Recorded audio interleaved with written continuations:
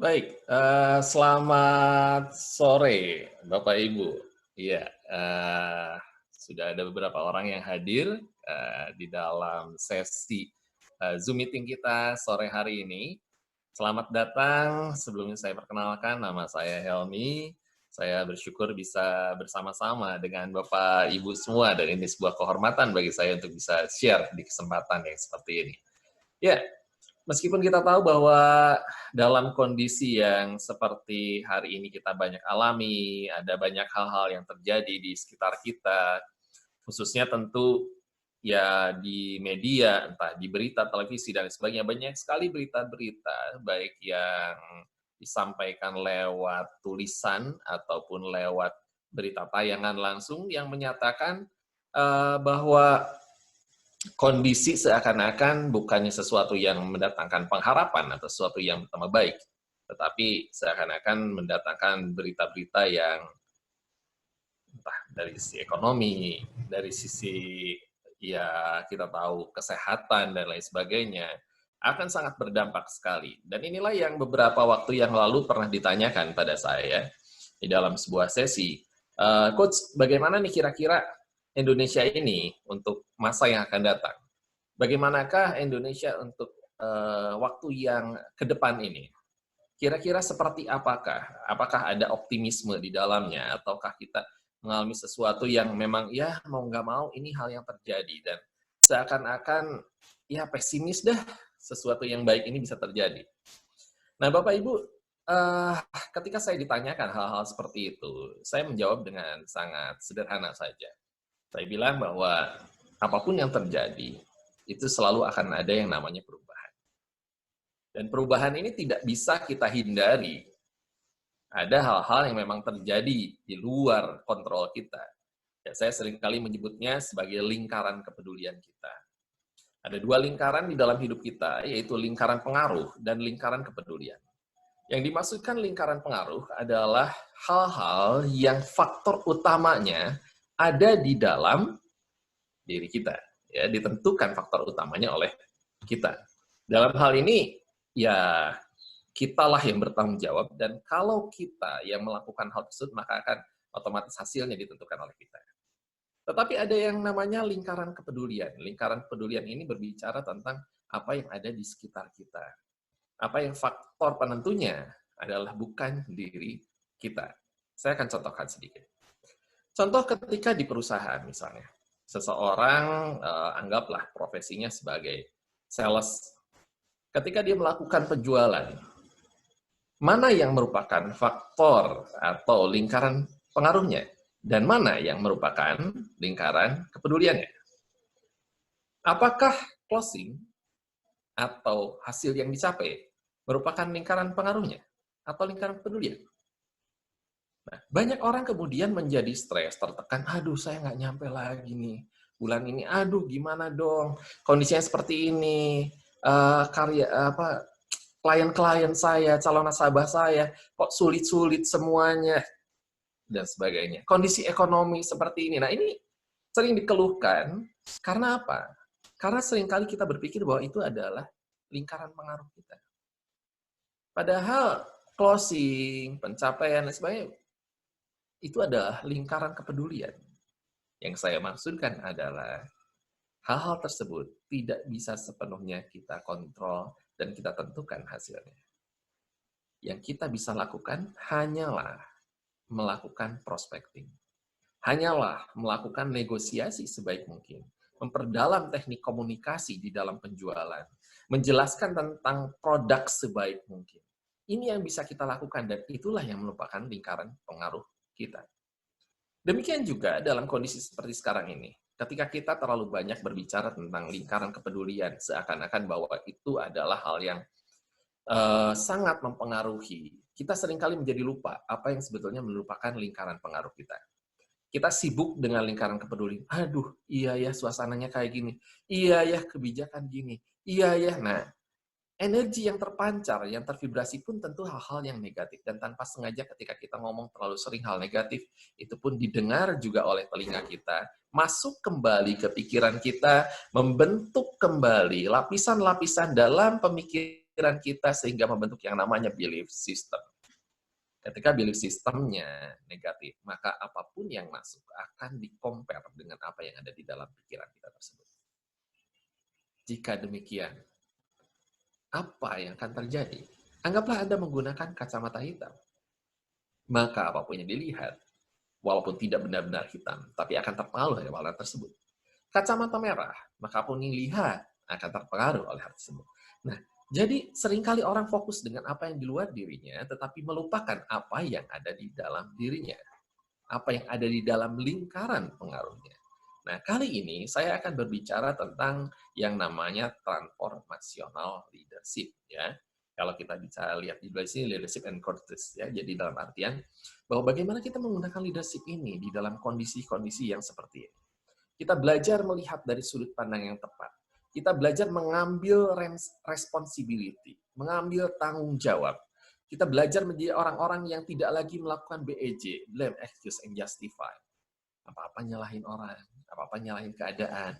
Apakah dengan menyalahkan keadaan, menyalahkan orang, menyalahkan kondisi, kita menjadi lebih baik kondisinya? Apakah dengan menyalahkan orang lain, maka kita akan menjadi orang yang baik? Apakah dengan menjatuhkan orang lain, kita menjadi naik? Ya, mungkin ada kondisi-kondisi yang seperti itu. Bisa terjadi. Tapi itu adalah kondisi yang bukan seterusnya. Itu tentu adalah kondisi-kondisi yang sementara.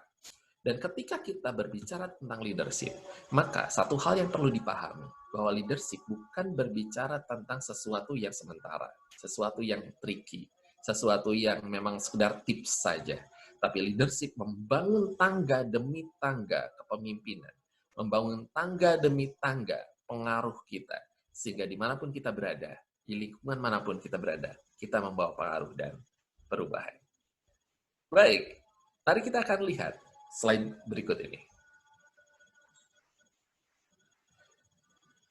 Di dalam pemahaman ini, kita akan berbicara tentang 4 hal ini. Bagaimana dan apa. Ya, dimulai dengan apakah winning team itu.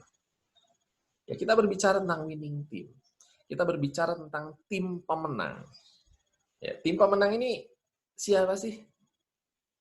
Kalau kita berbicara sebagai leader, tentu ada yang namanya tim. Apakah tim ini harus orang-orang yang kita pimpin kah? Apakah yang kita pimpin ini harus merupakan anak buah kita? Apakah yang kita pimpin ini perlu jelas-jelas resmi merupakan karyawan kita? Ya tentu tidak harus seperti itu. Orang sekeliling kita yang terkena oleh pengaruh kita, mereka adalah tim kita. Kepemimpinan tidak selalu berbicara tentang atas ke bawah. Kepemimpinan berbicara tentang 360 derajat pengaruh kita, baik ke atas, ke samping, ataupun ke bawah. Ya, di sesi-sesi khusus saya biasa menyampaikan hal ini. Ya, ada beberapa materi yang saya sampaikan, salah satu diantaranya adalah 360 derajat leadership. Ya. Itu dari based on dari John C. Maxwell yang disampaikan. Bagaimana disampaikan sebagai seorang pemimpin, sebagai seorang leaders yang mengerti secara persis tentang leadership. Kita memahami bahwa sebetulnya kepemimpinan itu adalah pengaruh, dan pengaruh memberikan efek ke seluruh arah. Bagaimana Anda pun memberi pengaruh pada pimpinan Anda pun memberi pengaruh pada rekan kerja, Anda memberi pengaruh pada anak buah. Dalam kondisi seperti ini, di manakah Anda memberi pengaruh? Ya, seperti saya, misalnya di rumah, seperti teman-teman, mungkin ada yang bekerja tetap masih di luar atau di kantor, di dalam keluarga, ada yang di lingkungan, ada yang, mungkin di sosial media. Apa yang kita berikan pengaruh? Kepemimpinan seperti apakah yang kita lakukan? Nah, saya ingin melalui sesi ini kita belajar sama-sama melihat, oh iya, berarti ini loh yang bisa saya ubah melalui kepemimpinan saya. Ini loh yang bisa ditransformasi, sehingga kepemimpinan kita membuat atau menghasilkan suatu transformasi. Bukan sekedar sebuah kepemimpinan karena posisi atau karena sekedar sebuah prestasi semata. Ya. Baik, di bawahnya kita akan berbicara tentang leadership quality. Jadi leadership bukan berbicara soal apakah Anda dilahirkan dari kalangan apa, Anda dipercaya atau dipromosi, Anda seorang yang senior sehingga menjadi leader. Bukan sebatas itu, karena ketika kita berbicara tentang leadership, leadership adalah sebuah panggilan. Sama seperti ketika berbicara bahwa Anda dan saya sebagai orang tua, ada yang menjadi orang tua karena ya sudah mau nggak mau karena saya memang udah jadi orang tua, punya anak. Ada yang karena, ya sudah karena saya senior, secara usia, saya udah usia lebih tua, oke, dianggap orang tua jadinya. Ada juga yang karena, ya karena saya dipercayakan punya anak, sehingga walaupun masih muda, ya saya tetap menjadi seorang orang tua. Tetapi apakah kita memiliki calling sebagai orang tua? Memiliki panggilan, menyadari secara persis bahwa kita adalah orang tua. Sehingga kita memiliki feel dari orang tua itu. Bagaimana kita merasakan gitu, tanggung jawabnya, merasakan kesenangan, kebahagiaan. Karena calling berbicara bukan tentang sesuatu yang dipaksakan.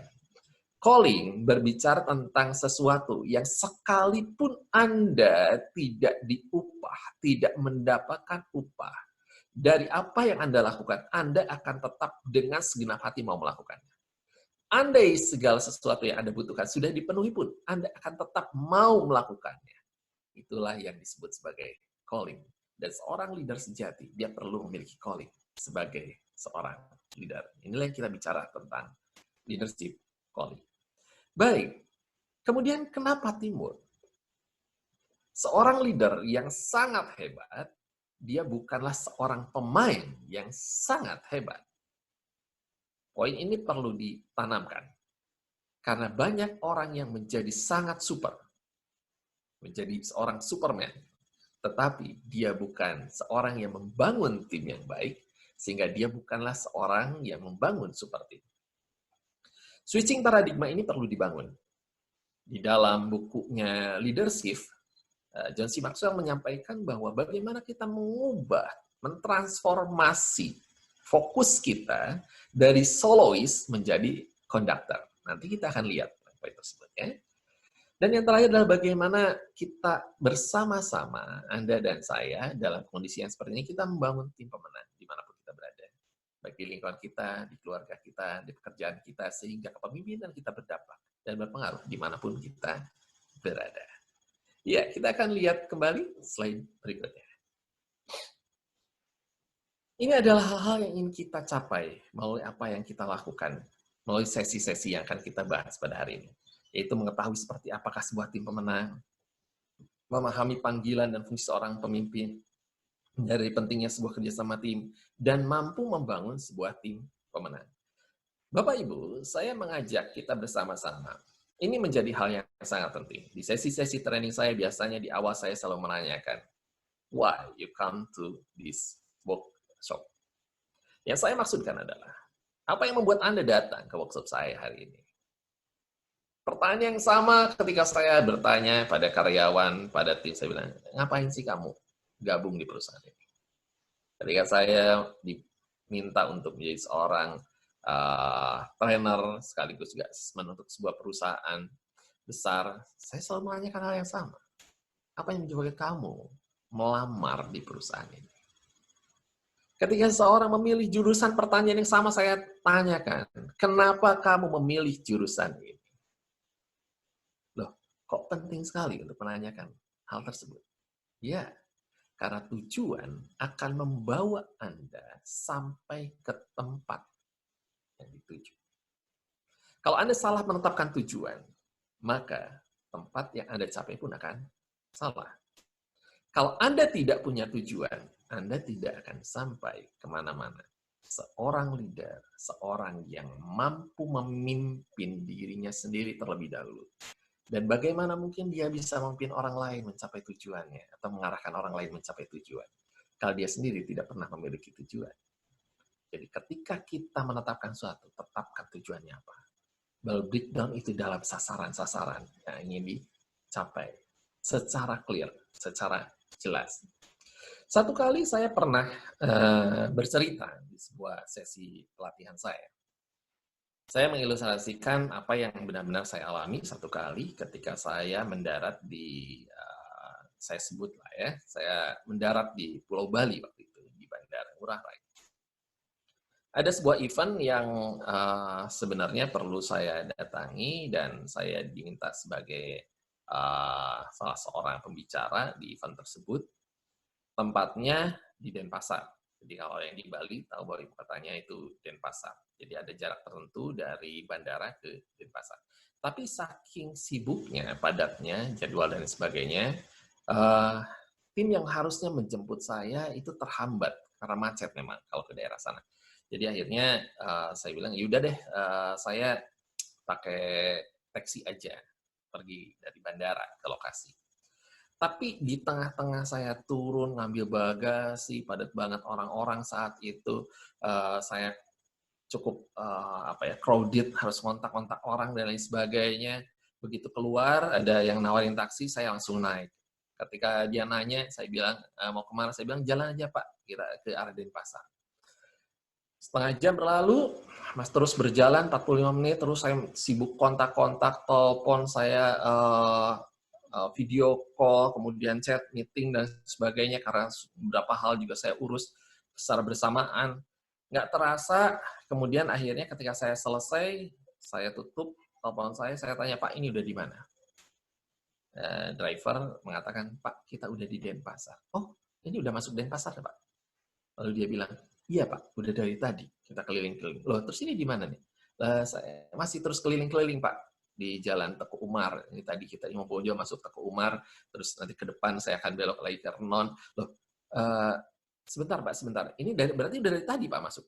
Iya Pak, Bapak mau ke arah mana? Saya bilang, saya mau ke Teku Umar Pak.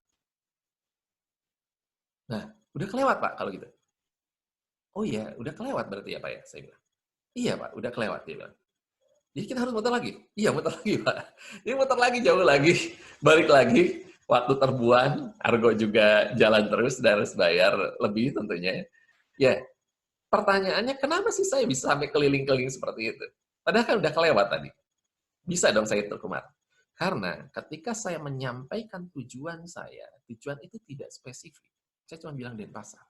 Saya nggak bilang nama jalannya apa, saya nggak bilang hotelnya apa, padahal andai saja saya memberikan waktu sesaat, saya hold dulu teleponnya, saya bilang, sebentar, saya telepon balik, saya hold, kemudian saya bilang, Pak, tolong ke Denpasar, Jalan Teguh Umar, hotel ini, kita ke sana ya Pak ya.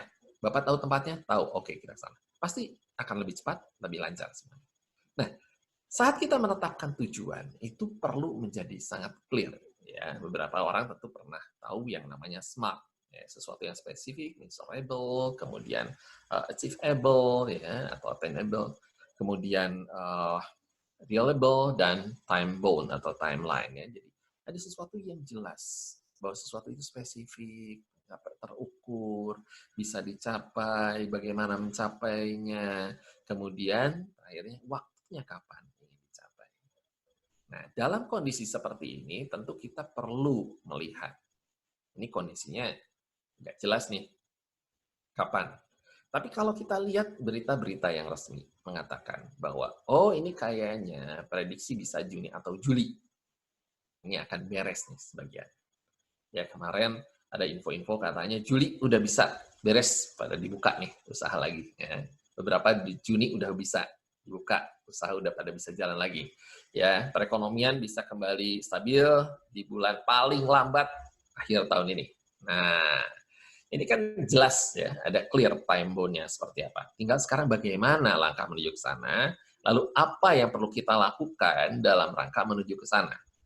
Pemerintah sudah mencapai sesuatu, itu adalah gambaran tujuan yang besar, bukan sesuatu yang spesifik. Kita sebagai seorang leader perlu melihat kontekstualnya di dalam hidup kita seperti apa. Kalau kita punya perusahaan, bagaimana perusahaan kita akan menanggapi kondisi seperti ini? Apa yang ada di perusahaan kita saat ini? Seperti apa SWOT-nya? Strength apa yang kita masih miliki yang bisa kita andalkan ketika kembali keadaan ke kondisi normal? Hambatan apa yang kira-kira bakal muncul? Entah pasar belum stabil, sehingga belum bisa lagi secara omset atau apa kembali normal, atau mungkin kita perlu melakukan inovasi-inovasi tertentu, kita perlu melakukan pembaharuan di sana-sini, ide-ide kreatif yang baru, dan sebagainya. Sehingga ketika kondisi ini kembali bisa berjalan, kita siap untuk melakukan hal yang lebih lagi. Ya, saya sering bilang bahwa justru di saat seperti inilah, saat yang paling tepat bagi kita untuk mengasah mata gergaji kita, istilahnya. Sehingga ketika selesai semuanya kita bisa menggergaji dengan lebih cepat. Hal ini diilustrasikan, mungkin Bapak Ibu pernah mendengar kisah ini. Tetapi saya akan ceritakan secara singkat saja untuk memberikan gambaran pada Anda. Zaman dulu ada dua grup yang berlomba untuk memotong pohon ya di hutan. Grup mana yang paling cepat, kasarnya memotong paling banyak pohon. Nah, grup yang pertama, dia menggergaji terus, karena gergaji zaman dulu tuh dipegang ujung dan ujung, ya, berdua, ya, gergaji terus, tanpa henti. Sementara grup yang kedua, dia menggergaji sekian lama, kemudian diam sejenak, kemudian menggergaji lagi. Ketika grup kedua ini diam sejenak, orang-orang mulai bertanya, ngapain sih kalian? Itu grup sebelah udah cepet-cepet, nah buru-buru. Kalian kok malah diam-diam gitu? Mereka bilang, kami sedang mengasah mata gergajinya. Dan ketika selesai perlombaan, dibuktikanlah bahwa grup yang kedua ini yang mengasah mata gergajinya menghasilkan potongan yang lebih banyak. Apa sebabnya? Karena ketika kita menggergaji terus-menerus, mata gergaji akan menjadi tumpul. Ketika dipaksakan, maka bekas gergajiannya itu nggak akan rata. Bahkan mungkin ada mata gergaji yang mulai patah dan lain sebagainya. Hasilnya tentu tidak akan semakin cepat. Nah, seringkali mesin pun sama. Mesin digunakan terus-menerus, nggak ada masa maintenance dan lain sebagainya. Apa yang terjadi? Cepat rusak tentunya. Biaya yang keluarkan jauh lebih besar. Tubuh kita seperti apa? Tubuh kita juga sama. Selama ini mungkin kita terus-menerus bekerja, ngejar itu, ngejar ini. Sibuk banyak hal yang mulai terbengkalai di dalam hidup kita. Dan kita tidak sadar untuk mengasah hal tersebut. Padahal itu adalah fundamental dalam hidup kita. Kadang-kadang waktu kita dengan keluarga mulai nggak ada. Hubungan kita dengan orang-orang, dengan teman dekat mulai renggang. Lupa lagi menyapa orang tua, lupa menyapa tetangga dan lain sebagainya. Ada mungkin hal-hal yang semestinya kita lakukan dulu, ibadah rajin sekarang karena saking sibuknya mulai tidak lagi melakukannya. Ya, ini bukan berbicara aktivitas, tapi berbicara tentang kualitas hati kita dan pikiran kita mulai teralihkan. Di saat seperti ini, yuk saatnya kita evaluasi ulang lagi. Kita bikin listnya, apa sih yang selama ini kita lakukan zaman dulu, kemudian karena kesibukan dan sebagainya mulai tidak dilakukan lagi. Apa yang selama ini ingin kita capai dan karena banyaknya kesibukan tidak bisa kita lakukan. Mungkin ini saatnya. Mungkin Anda ingin menulis buku dan selama ini nggak sempat untuk melakukannya. Ya, inilah saatnya Anda mulai nulis-nulis lagi. Anda punya impian, perencanaan yang selama ini, jarang bisa didiskusikan dan dieksekusi dengan pasangan atau siap. Ini saatnya. Ada relasi yang dulu mungkin lama tidak pernah ke kontak, nggak enak kalau kontak cuman pengen ada perlunya aja. Ya ini saatnya mungkin silaturahmi, chatting, saat ini Anda bisa video call, bisa lakukan apapun, banyak sekali fasilitas yang bisa Anda pakai untuk kerjakan. Nah, cuma seringkali karena hal-hal tersebut tidak tertuliskan, tidak terencanakan, kita lupa dan tertindih dengan kesibukan kita. Ini saatnya. Nah, jadi inilah hal-hal yang perlu kita lihat. Kesempatan-kesempatan yang ada bukan untuk kemudian berpikir, menggerutu, dan dibiarkan berlalu begitu saja. Tapi seorang pemimpin yang baik, dia mampu melihat peluang dan mengeksekusi peluang.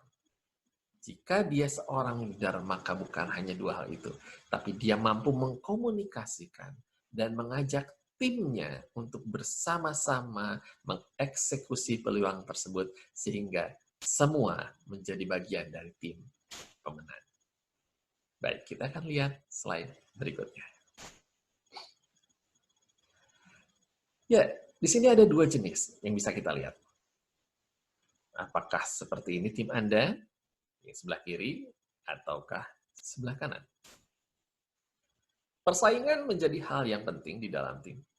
Karena jika tidak ada hawa persaingan di dalam tim, maka semua akan selalu merasa nyaman, status quo. Tapi persaingan yang seperti apa? Ya. Terlebih dari persaingan, di awal kita perlu membangun bonding. membangun kebersamaan, kesamaan tujuan, lalu berlomba-lombalah di dalam kebaikan. Jadi bukan berlomba-lomba untuk kelihatan baik. Bukan berlomba-lomba untuk mendapatkan yang terbaik. Bukan berlomba-lomba untuk mendapatkan pujian yang terbaik. Kita berlomba-lomba di dalam kebaikan. Dengan berlomba di dalam kebaikan, kita bukan hanya melakukan apa yang menjadi lingkaran pengaruh kita. Kita bahkan membantu orang lain agar hidup di dalam lingkungan pengaruhnya. Mari kita lihat slide berikutnya. Seperti inikah Anda? Yang kiri atau seperti yang kanan? Ada kalanya kita selalu ingin kelihatan, wah menonjol. Kita yang hebat. Kalau berhasil, oh itu karena saya. Kalau gagal, oh itu karena salah teman saya. Dan sebagainya. Ini hal-hal yang memang natural mungkin ya, karena otak primitif kita, reptilian brain kita seringkali berperilaku untuk membuat diri kita aman. Ya, mendorong perilaku kita agar kita memastikan diri kita aman. Ya. Dan seringkali akibatnya ya kita seakan-akan bosi. Mungkin memang kita juga punya posisi di perusahaan. Apakah itu perlu artinya kita ke anak buah selalu berkata, boleh saya minta tolong? Enggak juga. Ya, kita tetap melakukan yang namanya direct. Tetapi jelas sekali yang namanya instruksi dengan yang namanya hubungan. Seorang leader yang baik, dia tahu bagaimana mengelola hubungan, tapi sekaligus mengelola task atau mengelola job pekerjaan yang perlu dilakukan oleh timnya. Dia memerintahkan, dia menginstruksikan, dia memberikan arahan, tetapi sekaligus dia bersama-sama dengan mereka. Di dalam leadership yang tadi saya sampaikan, seorang leader yang baik, dia berjalan di depan, tetapi tidak terlalu jauh, agar yang di belakangnya bisa melihat dia dan belajar dari dia. Seorang pemimpin yang baik, dia berjalan mendampingi di samping mereka, agar apa? Agar tim kita bisa punya kesempatan bercerita tentang perjalanan yang dilalui. Dan seorang pemimpin yang baik siap untuk mendorong timnya, berjalan maju di depan, dan dia mensupport di belakang. Mana yang menjadi kebanggaan Anda? Apakah Anda menjadi guru yang hebat, yang sanggup mengajar dimanapun, segala, atau Anda menghasilkan orang-orang hebat yang menjadi maha guru? Maka Anda akan menjadi guru besar, bukan? Ya, orang akan jauh lebih respect pada orang yang menghasilkan orang-orang hebat daripada Anda menjadi orang hebat yang mengerjakan semuanya sendirian. Di satu sisi, Anda sebagai orang hebat yang mengerjakan semua sendirian akan menjadi seperti mesin yang tadi saya bilang, bekerja terus-terusan. Dan akhirnya, ujungnya akan lapse sendiri. Apalagi kalau yang di bisnis akan berkata, oh saya pengen financial freedom, saya pengen dapat passive income. Gimana caranya Anda mendapatkan semua itu kalau mengerjakan semuanya? Anda lagi kan? Nah, disinilah Anda perlu memiliki yang namanya leadership. Kita akan lihat slide berikutnya. Tim yang hebat memiliki dua kata, yaitu together dan each other. Apa yang dimaksud dengan together? Together bersama-sama, bergandengan tangan. Each other apa? Saling. Bukan hanya saya, dan saya, bukan hanya kamu, dan kamu, tetapi saling. Kalau saya, dan saya, semuanya saya. Ya ada sisi di mana penghargaan buat saya, pujian buat saya, keuntungan buat saya. Tapi ada yang ekstrim lain akan berkata, ya udah, nggak apa-apa, saya banyak berkorban buat tim ini. Kalau giliran yang susah, saya aja deh. Kalau yang rumit, saya aja deh. Biarin aja deh. Nah, yang gini juga nggak tepat juga menurut saya. Gitu. Ya, tapi juga Anda, atau kamu, dan kamu. Gitu ya. Ketika kita bicara tentang kamu, dan kamu terus-terusan, maka giliran yang susah-susahnya kasih ke orang, ya. Atau kebalikannya tadi, ya udah dia aja. aja ketika kita dipuji, kita bilang, "Ah, enggak kok, saya mah bukan siapa-siapa." "Kamu hebat ya?" "Enggak kok, saya enggak hebat." Nah, hati-hati juga ngomong kayak gitu ya. Kita bilang, "Enggak kok, saya enggak juga, enggak hebat." Nah, pikiran Anda akan menangkapnya. Ya, untuk belajar rendah hati, tidak harus menyangkali. Kenapa nggak bilang aja, terima kasih banyak, tapi ini bukan hanya kerja saya sendiri, ini kerja saya bersama-sama dengan tim. Jadi kalau yang dapat penghargaan, harusnya bukan cuma saya, tapi penghargaan ini juga untuk tim saya. Ini akan jauh lebih baik disampaikan. Ya, jadi sebuah tim memiliki sesuatu yang oke ditanggung bersama, suka bersama, senang bersama, saling berbagi, dan semua masing-masing tahu fungsinya. Ya, karena seperti di slide berikutnya kita akan lihat hal tersebut. Ya, di dalam tim ini ada salingnya saling apa? Siap menolong, saling apa lagi? Siap bergantung, saling siap diserang, dan saling bertanggung jawab. Baik, saya akan jelaskan. Jadi maksud saya yang siap menolong adalah, oh saya siap untuk kapanpun ketika kondisi sangat urgent menolong bagian yang lain. Ibarat kalau di dalam perusahaan, meskipun saya bukan bagian penjualan, saya akan siap mendukung tim penjualan. Jangan sampai kondisinya terjadi seperti kebanyakan yang seringkali berkonsultasi dengan saya. Tim keuangan selalu merasa, oh enggak kok, kita yang paling penting. Kita nggak keluarin uang, selesailah. Tim HR merasa, ya enggak lah, kami yang punya keputusan kan. Dari mulai rekrutmen, kebijakan-kebijakan dan lain sebagainya. Ya. Sementara penjualan berkata, enggak lah, kalian mau hebat gimana? Kami nggak jualan, nggak akan ada hasil. Dan produksi mengatakan, kalian mau jualan apa kalau kami nggak produk? Ya, semua ini merasa masing-masing, terus kemudian kalau semuanya dipecah, penjualan jualan aja, nggak ada support yang lain, nggak ada produk yang dijual, terus mau, ya bahkan biasa pun nggak ada yang dijual, terus mau jual apa?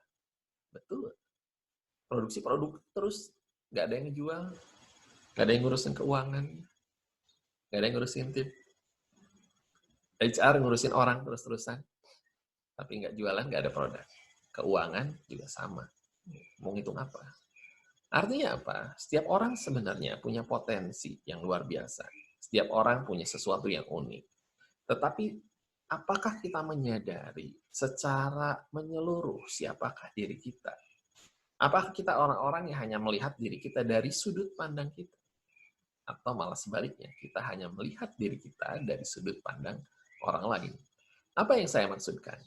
Ada orang-orang yang menjadi self-oriented. Orang yang self-oriented ini selalu apa-apa gimana saya. Dikasih masukan nggak mau, dikasih saran nggak mau. Nggak deh, punya saya yang terbaik, hasil saya yang terbaik, pemikiran saya yang terbaik. Dia nggak mau terima pendapat orang, apalagi dikritik. Ya, orang-orang seperti ini tidak siap untuk diserang. Ya, diserang sini tanda kutip ya. Nah, ada juga yang other oriented. Orang yang other oriented selalu berpikir gimana kata orang. Ya, sehingga seringkali kali ini diomongin orang, kamu harusnya gini, oh baik. Nah, diikutin. Begitu ketemu yang si itu, enggak dong, kamu, oh gitu ya, oke, kalau begitu saya ganti lagi. Nah, balik lagi. Jadi ini bolak-balik seperti ini, orang ini nggak sampai kemanapun. Orang yang ragu itu seperti buih yang diombang-ambing air di lautan. Nggak akan sampai kemanapun juga. Hari ini satu orang bilang, kamu bagus lah rambut kamu dipanjangin. Lalu temannya bilang, yang satu lagi di sana, rambut kamu kayaknya dipotong aja deh pendek. Potong pendek. Udah pendek, yang lain bilang, dipanjangin aja. Bingung kan? Panjangin gimana lagi? Disambung. Ya, di dalam pekerjaan juga sama. Jadi sangat penting bahwa sesuatu arahan itu tepat. Sesuatu arahan itu real. Kita sebagai leader tahu bahwa kemungkinan orang memiliki dua sisi ini. Jadi apa yang perlu kita lakukan sebagai seorang leader? Kita membuat panduan yang jelas. Dan buatlah itu semua dalam tertulis. Komunikasikan secara rutin di dalam meeting-meeting dan gunakan juga kesempatan tertentu untuk melakukan coaching secara one-on-one. Ini akan sangat membantu mereka. Iya, siap untuk menolong, siap untuk saling bergantung. Apa yang dimaksud untuk saling bergantung? Seperti yang saya bilang tadi, bagian yang satu akan terkait dengan bagian yang lain. Jadi nggak bisa orang di lapangan, sales mengatakan, nggak penting kita, yang paling penting jualan, buat apa sih laporan-laporan? Loh, Anda nggak bikin laporan ke orang akunting, terus akunting mau ngitungnya gimana? Mau bikin budgeting berikutnya gimana? Mau cari uangnya gimana? Sementara Anda kan butuh dana juga untuk melakukan pengembangan di bulan berikutnya atau di kuartal berikutnya kan? Nah, jadi sama-sama. Kalau pengen keluar cepat dari akunting, laporannya tolong dipercepat ya. Karena akunting juga sama. Ya, jadi kita perlu melihat bahwa akunting itu hanya pengelola loh ya, bukan yang megang, yang punya duit gitu. Yang punya duit kan perusahaan, ya para ownernya pemegang saham, mereka mendelegasikan kepada pimpinan perusahaan, CEO atau apa istilahnya, pimpinan membuat kebijakan dan mendelegasikan lagi kepada bagian terkait ya. Dalam hal ini untuk mengeluarkan dan memasukkan uang ke bagian finance atau keuangan. Nah, mereka pun hanyalah pengelola, nggak punya hak penuh. Jadi itu yang perlu disadari oleh rekan-rekan yang di lapangan juga, bahwa mereka juga perlu mengajukan dulu dan ada proses. Karena itu kalau pengajuan nggak boleh dadakan ya. Teman-teman di akunting juga sama, di keuangan juga. Yuk apa yang dilakukan jangan ngerasa, oh iya kita kan gini. Oke, fine. Yuk kita pikirkan sama-sama. Gimana caranya agar prosedur, proses, dan sebagainya bisa lebih baik. Yang memang udah standar, diajukan lebih dulu deh. Lebih cepat. Ya, Anda bisa membuat budgeting atau mengingatkan orang di lapangan untuk membuat budgeting dan sebagainya agar cepat. Sehingga apa? Sehingga prosesnya cepat dan sangat support. Kalau perlu ada beberapa hal prosedural yang nggak terlalu memang urgent dan tidak harus, itu bisa dipangkas sehingga prosedurnya lebih cepat dan produksi lapangan juga lebih cepat ya. Jualan lebih cepat, produksi lebih cepat tentunya. Nah, ini kita saling bergantung. Jadi sama-sama cari titik temu, duduk bareng, cari tahu kenapa, bagaimana yang terbaik prosedurnya, bagaimana flowchart-nya. Kalau perlu tanya, kenapa sih kamu harus minta kita untuk membuat seperti ini? Kenapa? Tanya aja, nggak apa-apa. Ya. Oke, komunikasi akan membuat semuanya jauh lebih lancar. Nah, kemudian siap untuk diserang dalam hal ini, tidak selalu yang Anda lakukan itu yang terbaik. Dari sudut pandang Anda, iya, tetapi Anda perlu masukan dari yang lain. Apakah semua masukan itu harus langsung dilakukan? Tidak. Anda bisa mixing menjadi dasar referensi. Sudut pandang yang baik akan ada muncul dari 360 derajat. Ya. Kadang kita mau maju, kita lihat ada tembok, mentok ya. Tapi mungkin orang yang dari atas, yang punya helikopter view, dia bisa melihat, enggak, kamu ada jalan kok di sebelah kiri, kamu coba belok ke kiri. Atau orang lain yang mungkin pernah lewat ke sana akan ngasih tahu, enggak. Kemarin ya kasus kayak gini, kamu bisa kok lewat ke sebelah sini. Dan seterusnya. Ya, jadi ada beberapa aspek yang sebetulnya kita bisa lakukan dengan semakin banyaknya referensi, maka Anda punya semakin banyak peluang untuk menang. Oke. Kita lanjutkan di bawahnya, yaitu saling bertanggung jawab. Dalam hal ini adalah bukan cuma kita bertanggung jawab pada atasan secara langsung, tapi kita punya responsibility, baik terhadap teman, rekan kita, ya, lain, setara, ataupun terhadap tim di bawah kita. Responsibility. Seorang leader pun punya responsibility terhadap ucapan dan tindakannya. Apa yang diucapkan, ditepati. Apa ada yang mengatakan bahwa seorang yang hebat itu yang menepati janji sekalipun harus rugi. Fine. Kenapa? Karena itu masalah kredibilitas Anda. Orang akan memiliki trust terhadap Anda karena apa yang Anda ucapkan itu Anda tepati. Ya, kepercayaan jauh lebih mahal saat ini dari sekedar angka-angka tertentu tentunya. Baik, kita akan lanjutkan dengan slide berikutnya. Nah, inilah yang dimaksudkan seorang pemimpin yang baik. Jika Anda perhatikan pada gambar ini, tidak semua pemain musik itu hanya memegang satu alat musik. Bunyinya pun tentu berbeda. Ya. Tetapi andai semuanya ngotot masing-masing, enggak, saya pengen suara yang kerasnya punya saya aja. Saya pemain apa misalnya cello, saya pemain trompet, saya mau yang keras aja. Oh, biola saya yang harus paling keras misalnya. Nah, ini nggak bisa seperti ini. Karena apa? Karena kalau kita seperti ini, maka akan sangat mengganggu bagian-bagian yang lain. Maka akan sangat mengganggu suara-suara yang lain. Bukannya indah, bukannya mendapatkan pujian. Malah, aduh, orang apa sih ini? Kok sih nggak jelas seperti ini? Nah, ini masing-masing akan kacau.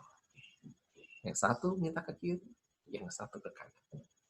Sebuah perahu, ketika semuanya memiliki keinginan sendiri, Bayangkan apa yang akan terjadi. Ya, leadership adalah kepemimpinan di sebuah perahu. Itu yang diibaratkan. Seorang pemimpin di dalam sebuah kapal, dia perlu mengelola dengan baik.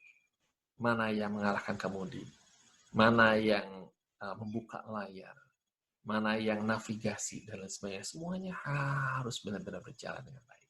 Dan seorang pemimpin yang baik memahami secara persis anggota-anggotanya, memiliki kelebihan di mana, memiliki kekurangan di mana.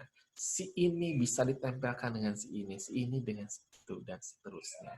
Bagaimana kekurangan masing-masing, bagaimana perlu dipanggil berduakah atau sendirikah, apa yang perlu dilatihkan pada mereka, apakah di coaching, apakah diberikan training khusus, apakah kursuskan, apakah memang diberikan kepercayaan lebih, dan seterusnya. Seorang leader memahami timnya dan bagaimana mengharmonisasikan semuanya. Ibarat seseorang yang membuat puzzle tentunya. Kepingan-kepingan itu nggak ada artinya kalau cuma satu biji. Tetapi kepingan yang berbeda ketika dirangkai akan menjadi sebuah hasil gambar yang indah. Itulah efek dari transformasional leadership. Mari kita lihat yang berikutnya.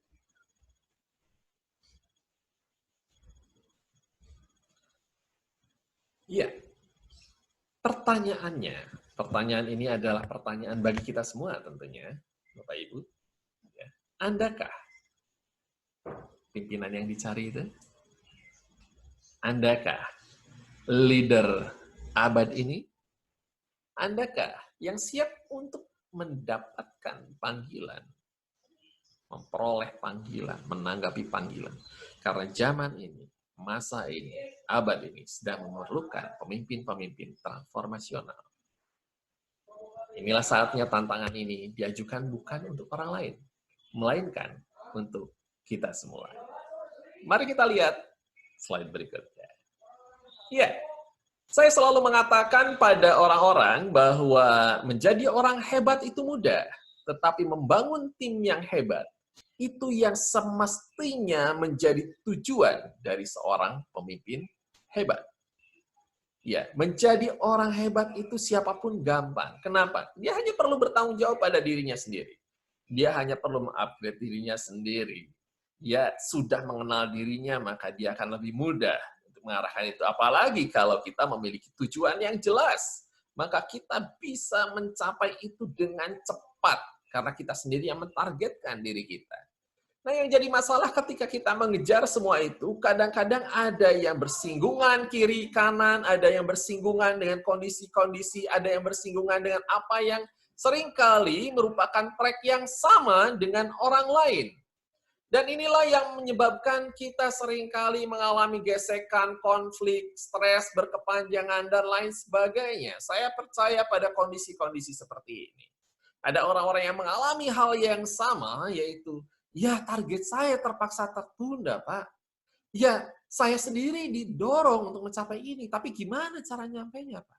Ini keadaan kayaknya bukannya membaik, malah terbalik.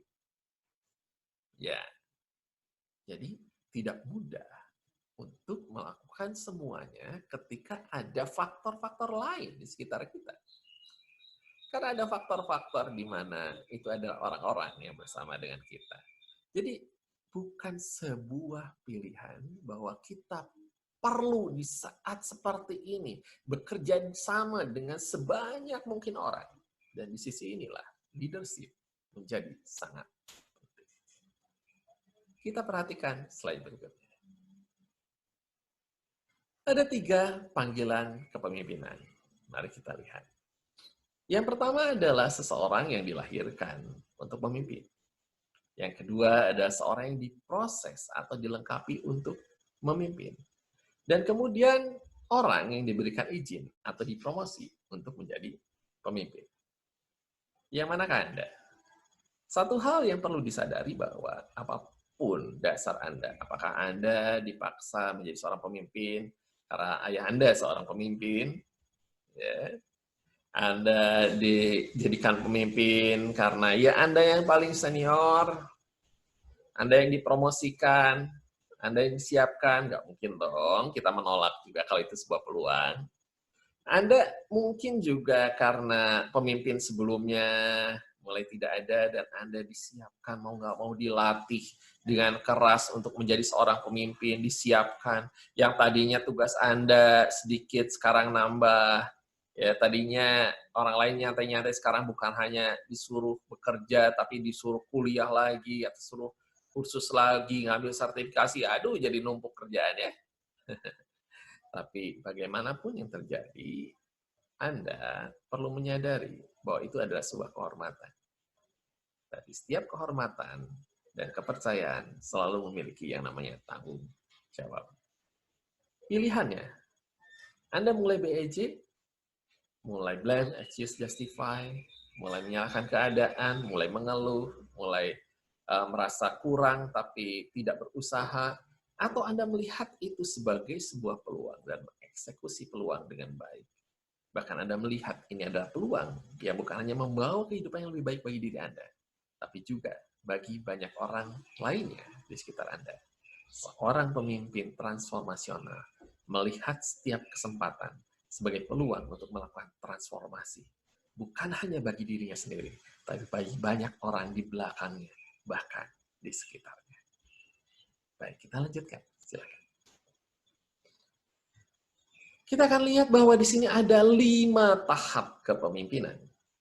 Ya, di dalam 5 tahap kepemimpinan orang mengenalnya sebagai 5 leadership level. Ya, ini juga dipopulerkan, khususnya ada bukunya juga oleh John C. Maxwell. Saya sendiri banyak belajar dan mengambil dari John C. Maxwell karena memang beliau salah seorang yang secara concern berbicara tentang kepemimpinan dan punya dijadikan acuan untuk kepemimpinan atau leadership. Ya, di-upgrade terus ya buku-bukunya.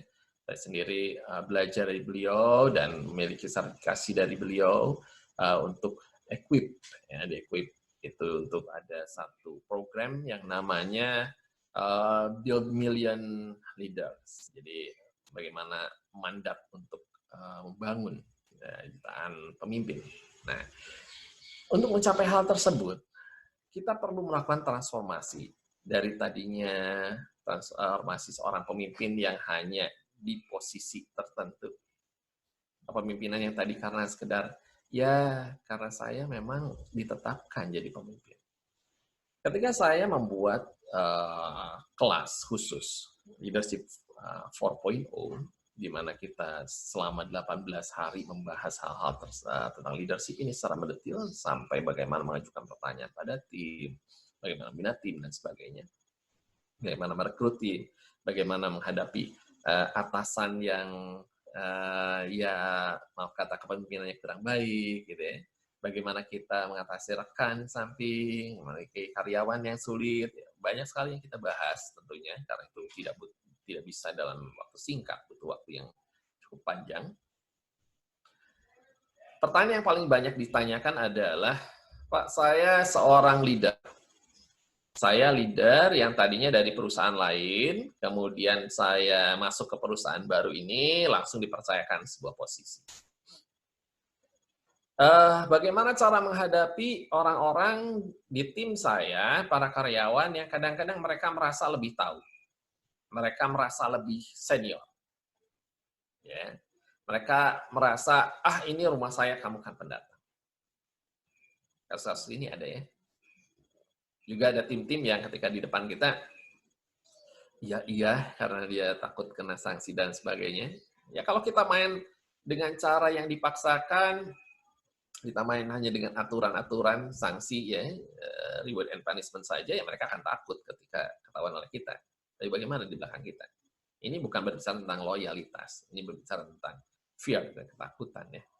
Jadi bisa beberapa pemimpin menggunakan tangan besi untuk mengaturnya. Ada fasenya, ada masanya seperti itu ya, mungkin. Tapi apakah selamanya tidak? Karena itu akan menambahkan pahit hati dan sebagainya, sehingga mereka berontak terhadap kepemimpinan yang Anda lakukan. Jadi, tidak boleh lama-lama Anda berada di posisi nomor 1. Anda perlu mulai menyiapkan diri masuk ke posisi nomor 2. Kalau kita lihat di sini, namanya atau istilahnya adalah permission. Permission Anda berarti diizinkan oleh tim. Oke, Silahkan. Benar, Anda memang pemimpin kami. Silahkan Anda memimpin kami. Nah, kapan permission ini terjadi? Ketika mereka merasa bahwa Anda bukan orang asing.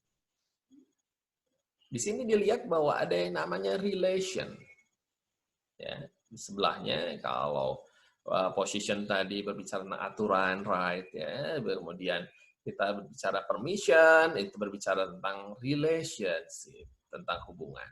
Jadi bangunlah hubungan dengan mereka sehingga mereka merasa Anda bagian dari mereka merasa Anda juga peduli dengan mereka. Ya, Anda peduli dengan mereka. Jadi mulai perhatikan, sapa, ya. Kalau tidak dalam kondisi physical distance, mungkin Anda bisa salaman atau cuma tepuk mereka, salami. Tentu ada batasan-batasan ya. Jangan juga Anda membangun hubungan, lalu kemudian ya maaf kata, ya kasarnya di tempat kerja main gaplek bareng gitu ya, main domino bareng, ya Anda juga tetap punya posisi. Tetapi jelas bahwa Anda menyapa mereka, Anda mulai mungkin panggil satu persatu, itu cara yang paling mudah. Ajak ngobrol one on one, coaching one on one. Ini akan membangun hubungan tapi dalam konteks yang nyaman juga. Sesekali, sebulan sekali adakan acara makan bareng dengan tim gitu ya. Ini membangun hubungan ya, sehingga mereka ngerasa oh Anda tuh peduli dengan mereka.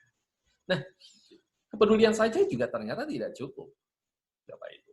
Karena ketika kita cuma berbicara, iya oke ini asik sih pemimpin gue ini, oke dia pemimpin gue banget sih. Nah, Anda akan kena lihat oleh perusahaan, ini orang oke sih timnya loyal, tapi kok nggak nyampe-nyampe nih. Efeknya pengaruhnya terhadap tim ya malah timnya kompak sih, tapi nggak mendorong mereka untuk semakin produk. Akhirnya ujung-ujungnya ya Anda dipindahkan lagi gitu kan. Masuk lagi ke tim yang baru lagi. Ya, akhirnya muter-muter terus di level 2 nggak naik-naik. Nah, jadi perlu sekali Anda mulai naik ke level ketiga, di mana ini ada level production. Ya, otoris. Tunjukkan kepada tim, Anda kasih contoh. Mereka kan udah terbuka dengan Anda. Anda. Oh, karena punya trust, otomatis kan ketika Anda memberikan arahan, mereka akan lebih dengerin. Dibanding kalau mereka belum punya trust. Mereka iya-iya ngelakuin dengan cara mereka sendiri. Tapi kalau mereka udah trust, oke. Kalau perlu kasih contoh, ini loh, kayak gini loh caranya. Mereka, kamu lakukan, gimana hasilnya? Bagaimana caranya? Kok bisa melakukan seperti ini? Nah, katakan lagi, kalau tapi melakukan seperti ini, coba ya, apa yang lebih gini atau gini? Ajak berpikir sama-sama agar bersama-sama ya ini hasil juga baik dengan prestasi Anda, pencapaian Anda, ataupun tim. Sehingga apa? Itu akan memberikan kebanggaan pada tim dan membuat mereka merasa, iya, bersama orang ini kami mencapai apa belum pernah dicapai oleh pimpinan sebelumnya. Dan itu ya, percaya secara personal, tapi percaya untuk Anda arahkan. Percaya untuk Anda bawa melakukan sesuatu cara yang disampaikan. Karena itu jelas menghasilkan. Ya. Di tahap ini sudah baik, sudah bagus. Orang-orang akan merasa, oh ya, oke ya, bangga ya, di tim yang lebih hasilkan. Dan jika mereka terus bertahap di ini, Anda sendiri terus menerusnya di level ini, maka akan hal yang mungkin terjadi. Karena orang selalu menginginkan yang dulu saya diajarin, saya sekarang pengen ngajarin orang dong. Dulu saya sekarang pengen dong saya sharing, karena saya butuh aktualisasi diri. Kebanggaan kapan ya saya kebahagiaan ini berbicara tentang people, reproduksi. Bagaimana Anda menghasil sesuatu yang baik, bias prestasi-prestasi dalam bentuk pencapaian,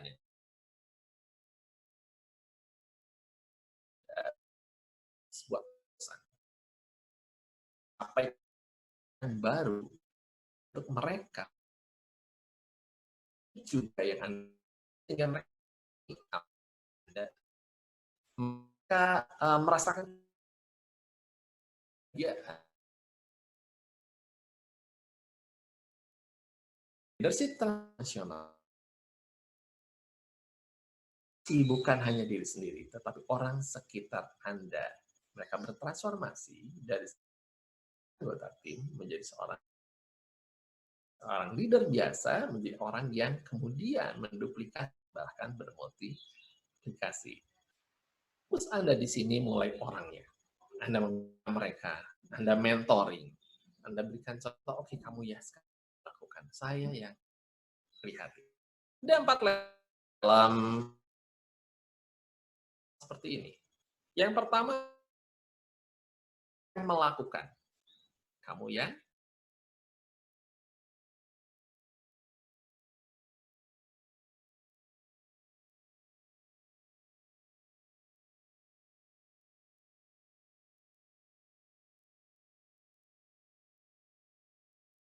harusnya gimana? Baiknya gimana?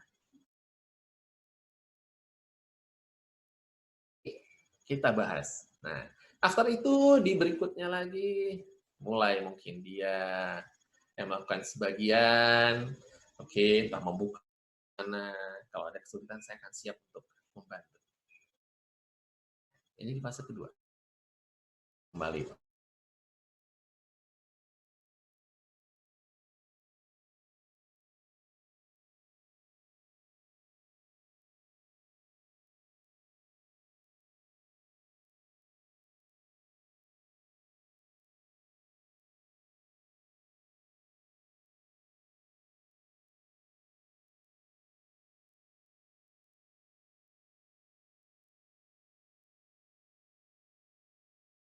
Sampai level ke-4. Di saat itulah orang-orang di sekitar Anda, tim Anda, bukan hanya sekedar menjadi anak buah, tapi mereka berubah menjadi partner Anda. Ya. Ini personhood. Ini orang-orang memperoleh respect. Kenapa? Mereka mengatakan, ini bukan mantan pimpinan saya. Ini adalah guru saya. Ini leader saya. Ini orang tua saya. Ya, ketika Anda menghasilkan orang-orang yang berhasil, maka kebahagiaan itu nggak bisa diukur dengan sesuatu yang sementara seperti itu. Sekedar pujian sementara, atau penghargaan sementara, atau sekedar pin, atau sekedar bonus. Tapi bagaimana orang-orang itu memiliki respect di dalam hidup mereka terhadap Anda. Sekalipun satu saat Anda sudah tidak lagi sebagai pimpinan mereka, tapi Anda menjadi orang yang tetap diingat, oh ya hidup saya berubah, karena saya tahu orang ini. Oh iya, hidup saya mengalami transformasi. Andai saya dulu nggak dibina, mungkin awal saya bandel dan sebagainya. Saya sering kali ketemu dengan orang, Pak, ingat nggak dulu saya seperti ini? Pak, ingat saya dulu di komunitas ini? Pak, ingat nggak dulu saya waktu dibina? Pak, ingat nggak saya dulu waktu kakak saya? Oh, itu bisa sampai berubahnya bukan dia, tapi cuma dengan keluarganya juga. Saya ingat sekali, beberapa kali saya bertemu dengan orang, Pak, Mas ingat nggak? Satu kali saya datang di sebuah acara pembinaan untuk ya startup dan MKM. Di tengah-tengah sesi, saya menanyakan, oke silahkan ada yang mau bertanya.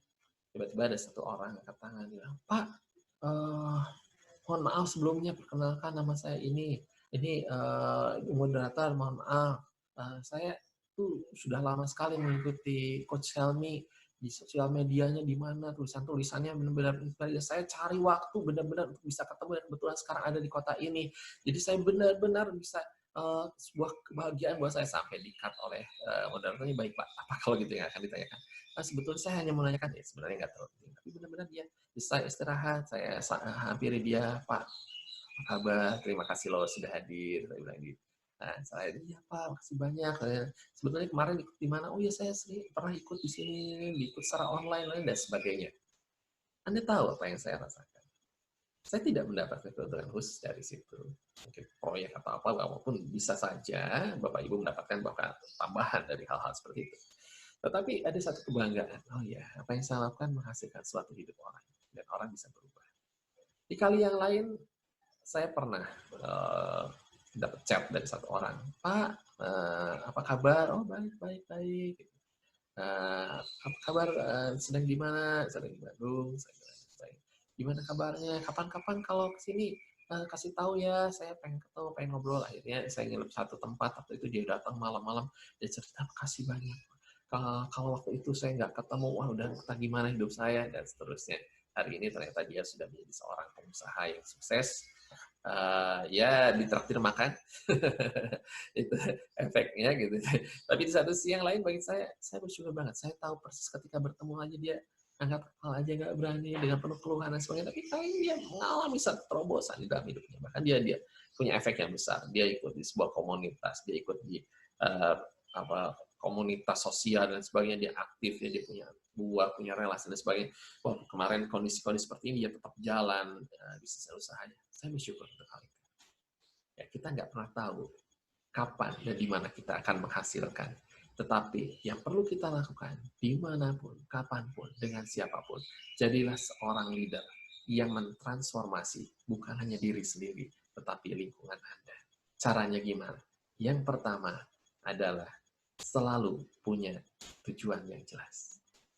Yang kedua, sadari SWOT Anda, sehingga Anda tahu mana yang perlu diasah, kapan waktu Anda untuk mengasah atau menaikkan level Anda di hal-hal tertentu. Yang ketiga, sadarilah bahwa seorang leader tidak pernah bisa mencapai sesuatu sendirian, karena dia butuh tim. Baik di atas, di bawah, di kiri, di kanan, semua ada tim Anda. Berikanlah pengaruh pada mereka, pengaruh yang positif. Bukan hanya karena posisi Anda, tetapi karena Anda mentransformasi hidup orang-orang di sekitar Anda. 3 langkah ini menjadi hal yang sangat kuat, menjadi hal yang sangat powerful, dan dapat Anda terapkan dimanapun Anda berada, bahkan di kondisi-kondisi yang seperti saat ini. Ya, seorang transformational leadership adalah orang yang tidak menyerah dengan keadaan. Seorang transformational leadership adalah orang yang selalu melihat segala sesuatu sebagai leverage, sebagai batu loncatan untuk naik ke level berikutnya. Seorang transformational leadership adalah orang yang siap memikul tanggung jawab sebagai sebuah kebahagiaan, sebuah panggilan, bukan hanya untuk keuntungannya sendiri, tapi keuntungan jangka panjang, kebahagiaan jangka panjang, karena lewat kesempatan tersebut, dia mendapat kehormatan untuk menjadi tangan Tuhan secara tanda kutip, kepercayaan Tuhan secara tanda kutip, ya, untuk mengubah orang-orang sekitarnya. Terakhir saya ingin menyampaikan bahwa ketika satu kali saya pernah diminta di sebuah perusahaan untuk meng-coaching, sebenarnya bukan untuk meng-coaching saat itu di awalnya, tapi untuk mengakses kenapa sih produksi tim ini kok seperti ini, gitu ya, seperti inilah kira-kira. Kemudian target perusahaan untuk mengupgrade-nya sekitar berapa ratus persen. Saya minta kesempatan karena itu perusahaan besar, internasional, punya sekian banyak cabang di Indonesia. Saya minta kesempatan untuk di awal saya perlu mengetahui kondisi yang sebenarnya di lapangan. Jadi saya melakukan assessment, melakukan audit ke lapangan. Dan di situ ditemukan bahwa ada hal-hal yang memang perlu ditransformasi. Ada banyak visi dari atas yang nggak nyampe ke bawah. Ada target yang nggak sampai. Ada orang-orang yang mengeluh, oh ini kan targetnya perusahaan. Kalau untung kan perusahaan, kami nggak dapat apa-apa. Dan sebagainya, dan sebagainya. Akhirnya waktu itu saya berbicara dengan beberapa rekan ya, di internal perusahaan tersebut. Dan saya berikan masukan, ini perlu diubah polanya. Oke, gimana? Saya akan mulai dengan para leader. Di saat itulah saya mulai menerapkan, dimulai dari para leader. Mau nggak mau, saya ketemu dengan mereka. Saya panggil mereka secara grup. Saya assess mereka, apa nih yang perlu ditambahkan, ditingkatkan di mereka. Bagaimana dari mulai mindset mereka, sampai ke skill mereka. Dari mulai pemahaman mereka, sampai ke bagaimana teknikal mereka di lapangan. Nah, ini terus diubah. Sampai akhirnya kita lihat hasilnya dalam 1,5 tahun itu benar-benar menghasilkan sesuatu yang luar biasa. Bahkan secara ranking posisi antar perusahaan sejenis, mereka bisa naik jauh di atas sebelumnya. Baik, sepertinya ada yang bertanya, saya akan coba lihat dulu. Oke. Kalau bangun ya mungkin, bangun bisnis. Baiknya belajar leadership dulu atau belajar cara bangun bisnis? Baik. Ini dari di sini Gaziah ya. Oke, saya akan jawab pertanyaannya. Mana yang penting, membangun bisnis dulu atau leadership dulu? Nah, Anda punya pemahaman apa nih tentang leadership? Ya, kalau kita memahami leadership sebagai sebuah technical atau skill, memimpin, skill ya, hebatnya skill, maka mungkin bisa kita bangun bisnis dulu, baru kita belajar leadership untuk yang skillnya, karena belum ada yang Anda pimpin. Tapi sebenarnya yang dimaksudkan dengan memimpin di dalam leadership ini tentu yang namanya tentu adalah managing people atau manager dan sebagainya. Managerial skill itu pun kadang-kadang perlu ya di awal. Tapi untuk kalau usaha-usaha sendiri perseorangan mungkin tidak bisa langsung belajar bisnisnya. Tapi kalau yang dimaksud adalah leadership skill di sini adalah tadi yang saya sampaikan, transformational leadership. Mungkin perlu belajar dari awal.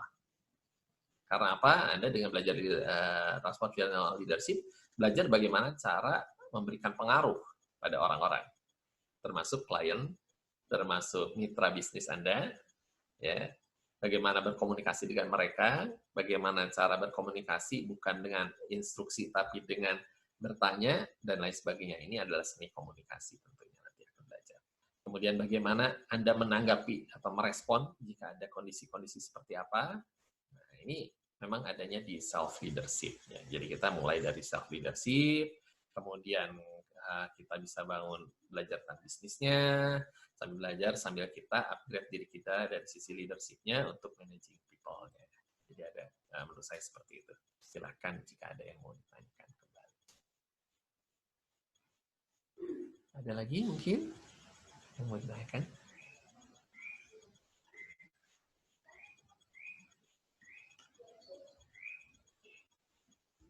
Baik. Belum ada lagi? Ya. Silakan Bapak Ibu jika ada pertanyaan bisa disampaikan di sini atau mungkin bisa juga disampaikan nanti di Anda bisa kontak tim penyelenggara dari Zoom ini atau Anda bisa DM saya ya, bisa kontak saya di WA saya ada di layar ditampilkan, ini nomor WA saya, ada FB saya di situ juga, ya, Instagram saya kalau mau DM itu Helmi_F_Wandara, ya, jadi gampang sekali, atau nama saya, kontaknya gampang ya. Ya, Anda juga bisa ikuti sesi-sesi ini, lanjutannya, ya mungkin nanti kita juga berharap akan ada sesi di mana saya tahu, tapi mudah-mudahan segera bisa kita buat lagi sesi seperti ini untuk bahas lebih lanjut tentang leadership, karena kemarin aja kita bahas tentang leadership itu ada sekitar 6 modul ya, kita bahas dari mulai 360 derajat leadership, kemudian bagaimana membangun leadership di dalam diri kita, dimulai dari diri kita, bagaimana kita membangun tim, ya itu beda lagi nanti teamwork ya, bagaimana kita mengajukan pertanyaan-pertanyaan yang tepat, baik untuk diri sendiri, baik untuk tim, baik untuk atasan dan sesama. Nah, ini juga untuk menggali hal-hal yang potensial dalam diri orang lain dan diri sendiri melalui pertanyaan-pertanyaan entah self-talk ya, pertanyaan ke diri sendiri ataupun ke orang lain, bagaimana afirmasi juga dilakukan, dan terusnya bagaimana menghadapi kondisi karyawan yang sulit, tim yang sulit, menghadapi tim yang tidak mau bekerja sama, bagaimana menghadapi atasan tadi yang saya bilang ya mungkin tidak sesuai dengan tipe kita, dan seterusnya. Jadi Ada banyak sekali yang bisa kita bahas, bahkan saya sih berharap mungkin di sesi-sesi selanjutnya di mana kita bisa mengadakan entah Zoom bentuknya, atau grup, atau kelas lain seperti ini, kita bisa banyak berinteraksi dan Anda bisa menyiapkan banyak hal yang bisa disampaikan. Sehingga saya berharap apa yang saya pelajari ini bukan sebuah teori, melainkan sesuatu yang benar-benar bisa diterapkan dan Anda serta saya bersama-sama kita akan mengalami transformasi secara nyata di dalam hidup kita. Baik, sampai di sini mungkin ada yang mau disampaikan lagi atau mau ditanyakan mungkin rekan-rekan yang sudah hadir. Untuk kita tinggal beberapa saat lagi. Adakah? Iya. Jika belum ada, saya akan tutup sesi ini dengan sebuah fakta, dan ini adalah sebuah cerita. Mengapa transformational leadership sangat diperlukan, khususnya di era di mana perubahan-perubahan dengan cepat terjadi mendatangi kita, bahkan tanpa kita sadari, bahkan tanpa kita inginkan. Satu kali di daerah Afrika, ada penelitian yang menunjukkan, saya melihat ini di National Geographic, tentang citah. Ya. Citah ini adalah makhluk bisa dibilang predator lah ya. Predator yang sangat unik karena dia punya kemampuan lari sampai 95 km per jam. Adalah kecepatan tercepatnya. Orang katanya seperti itu. Ya, kalau dirata-ratakan, karena kan nggak selalu cepat banget ya, ada lambat, ada cepat. Nah, rata-ratanya itu adalah di 35 km per jam. Sementara mangsanya dia di padang gunung itu adalah, di savana itu adalah antelope. Antelope larinya cepat, sangat cepat. Dia cepat terus, kadang-kadang kalau ngejar tuh nggak kekejar gitu lah. Tapi bagaimana si citah ini belajar mengatur timing, ritme, dan lain sebagainya. Kalau dia terus-terusan, pasti di awal cepat, atau mungkin awal lambat, wah ketika top nih, di 95, dia kan nggak bisa terus-terusan di 95. Rata-ratanya ingat tadi berapa? 35 km per jam. Kecepatan tertingginya bisa cepat banget, tapi rata-ratanya segitu. Jadi dia perlu mengatur kapan harus cepat, kapan harus mulai melambat. Jadi ketika si antelope itu lari, si citah itu dia lari kadang-kadang nggak ngikutin di belakang ini. Dia kadang-kadang berbelok ke sini, dia diam, dia potong jalan. Kadang-kadang ketika dia lari, dia belok kan. Nah, di sini kan ngapain ngikutin di belakangnya? Dia tahu bakal ngerem. Nah, beberapa dari hewan ketika lari dia kadang-kadang nggak bisa ngerem seperti itu. Udah lari yang ngejar aja gitu, ngikutin di belakangnya, nempel terus. Nah, citah tidak seperti itu. Dia tahu kapan dia harus melambat. Dia kapan harus berbalik arah dan memotong. Nah, seorang transformational leadership perlu memiliki kemampuan untuk fokus, peka melihat kondisi dan permasalahan secara fokus, objektif, sehingga tahu persis, oh ini menganalisa, oh saya harus seperti ini, saya perlu seperti ini saatnya saya diam, ini saatnya saya melambat, tapi mengasah diri, ini saatnya saya mengupgrade diri, karena apa? Setelah ini, saya harus lari lebih kencang dari sebelumnya. Nah, jadi dia diam, untuk bus pada saatnya, itu menerkam. Nah ini diperlukan oleh seorang leader. Artinya apa? Seorang leader yang baik, seorang transformational leadership. Dia mampu bertransformasi justru di saat orang lain mengalami seakan-akan itu hal yang menekan mereka. Tekanan keadaan bukan menghancurkan, tapi membuat dia transformasi lebih lagi. Tekanan membuat dia muncul makin cemerlang, ibarat emas yang semakin dimurnikan. Ya, ibarat sesuatu telur yang pecah justru menjadi anak ayam. Bahkan seperti anak burung elang yang dia ketika dilatih seakan-akan dijatuhkan. Tapi angin membawa dia bukan turun, tapi melainkan terbang jauh lebih tinggi. mencapai tujuan dan level yang jauh lebih mulia. Mari menjadi transformational leadership. Mari menjadi orang-orang yang mengubah bukan hanya diri sendiri, tapi lingkungan Anda. Bersama-sama kita pasti bisa. Sampai di sini sesi kita pada hari ini. Sampai jumpa di kesempatan berikutnya. Sukses selalu, salam transformasi.